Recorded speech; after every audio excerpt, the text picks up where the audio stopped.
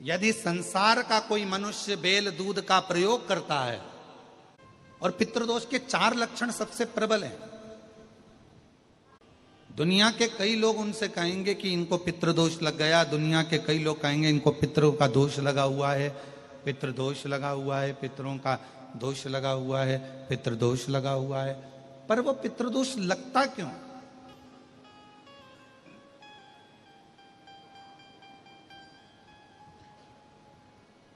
पितृदोष लगने का कारण है क्या?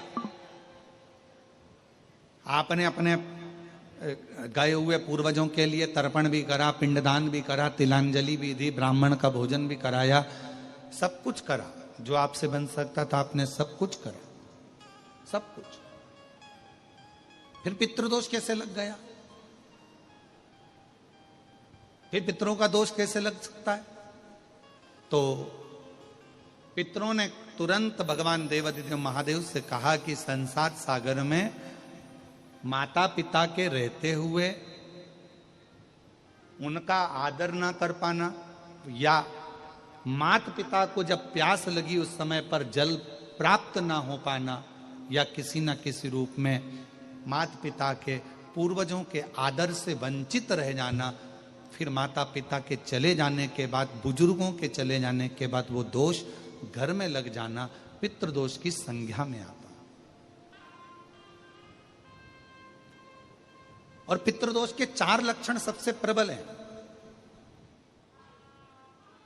ये कोई भी अनुभव कर सकता है पितृदोष के 4 लक्षण में। पहला लक्षण है 1 रुपया कमाओ, 1.25 रुपए खर्च हो रहे हैं, समझ लेना पितरों का दोष है। दूसरे नंबर का, एक व्यक्ति घर में बीमार है, ठीक हुआ, दूसरा बीमार पड़ गया, तीसरा ठीक हुआ, चौथा बीमार पड़ गया, घर में कोई ना कोई निरंतर बीमार पड़ा हुआ है, दवाई गोली लगी रही है, समझ लो पितरों का दोष है। तीसरे नंबर पर आप कोई पूजन की थाली लगाए, किसी को भोजन देने जा रहे थे, किसी को पानी देने जा रहे थे, किसी को भोजन का कोई नाश्ता देने जा रहे थे, और आपकी ट्रे में से, आपकी थाली में से, आपके हाथ से अगर कोई भरा हुआ पात्र पानी का गिर गया, नाश्ते का गिर गया, थाली गिर गई, कोई दूध का गिलास गिर गया, कोई सामग्री गिर गई, कोई पूजन की थाली तुम्हारे हाथ में है और पूजन की थाली में से मालूम पड़े कोई सामान गिर गया नीचे, समझ लो कि पितृ का दोष है। और चौथे नंबर पर पितरों का दोष का वर्णन किया गया, घर में जितने सदस्य रह रहे हैं, अगर वो किसी न किसी रूप में एक दूसरे पर चिढ़कर बोल रहे हैं, क्रोध कर कर बोल रहे हैं। प्रश्न बहुत छोटा सा है, पत्नी ने कुछ कहा, उसका उत्तर पति ने चिढ़कर दिया, पति ने कुछ कहा, पत्नी ने चिढ़कर उत्तर दिया, बच्चों ने कुछ कहा, माँ बाप ने चिढ़कर उत्तर दिया, माँ बाप कुछ बोले, बच्चे चिढ़कर उत्तर दिए, समझ लेना कि कहीं ना कहीं पितरों का दोष। तो भगवान पितृदेव ने अपने दामाद से, भगवान देवाधिदेव महादेव से कहा कि संसार सागर में हो सकता है कि संसार सागर में मनुष्य रहता है, मानव रहता है, और उससे गलतियां हो जाती है। तो पितृदोष अगर संसार के लोगों को लगे तो हमारा एक निवेदन है, आप जाते जाते वर दीजिए कि ये पितरों की शांति आपकी आराधना से पूर्ण हो जाए, बस इतना वर दे दीजिए। शिव जी उस समय पर मौन हो गए। भगवान देवाधिदेव महादेव एकदम मौन। पार्वती जी ने शिव जी से कहा, आप हमारे नाना जी को वर नहीं देंगे? आप हमारे नाना नानी को वर नहीं देंगे? इन पितरों को और पितराणी को आप वर नहीं देंगे? शिव जी ने वर दिया मां पार्वती जी के नाना जी को और अपने नाना ससुर को, हे पितृदेव,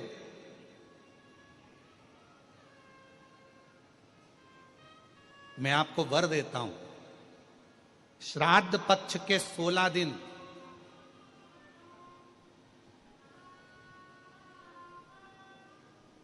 यदि संसार का कोई मनुष्य बेल दूध का प्रयोग करता है, बेल दूध से मतलब होता है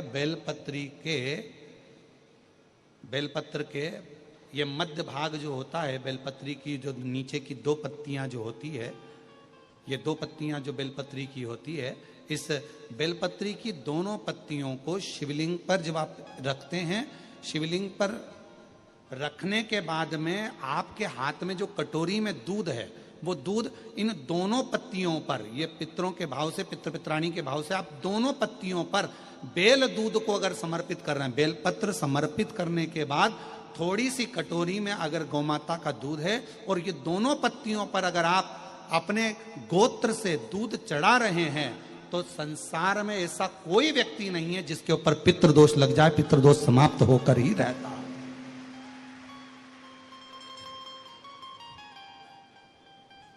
शिवलिंग पर बेलपत्र चढ़ाई, बेलपत्र चढ़ाकर ये नीचे की जो पत्ती है, आपका जो दूध का भाग है वो 2 पत्ती पर चढ़ना चाहिए, तीसरी पत्ती पर जल का भाग आता है। 2 पत्ती पर आपका जल का, आपका दूध का भाग रहे।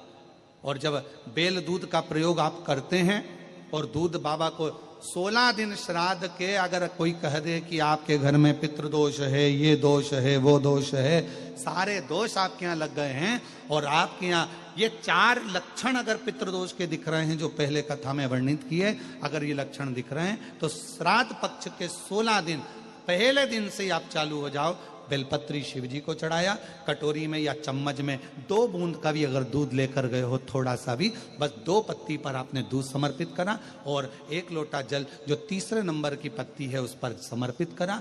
आपको 16 दिन करने के बाद आपको खुद अनुभव होगा 17वें और 18वें दिन से कि मेरे घर में ऐसा लग रहा है कि सब शांति है और कोई किसी से चिढ़कर बात नहीं कर रहा, लक्ष्मी की वृद्धि अपने आप होना प्रारंभ हुई।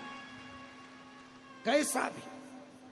और यहां तक शिव महापुराण की कथा कहती है किसी की फैक्ट्री बंद हो गई, किसी की दुकान बंद हो गई, चलते चलते अगर किसी का व्यापार बंद हो गया, 4 दिन चल रहा था, बहुत अच्छा चला, उसके बाद एकदम डाउन आ गया, कोई प्रशासनिक कार्रवाई हो गई, कोई अदालती कार्रवाई हो गई, कोई परेशानी सामने आकर खड़ी हो गई है, तो भी अगर प्रति 16 दिन तक लगातार शंकर भगवान के शिवलिंग पर बेल दूध का प्रयोग किया गया है, तो आप 17वें दिन से अंदाजा लगा लेंगे कि आपका धीरे धीरे धीरे धीरे धीरे धीरे जो फैक्ट्री बंद सी थी वो ऊर्जावान हो गई है, चलना प्रारंभ हो गई।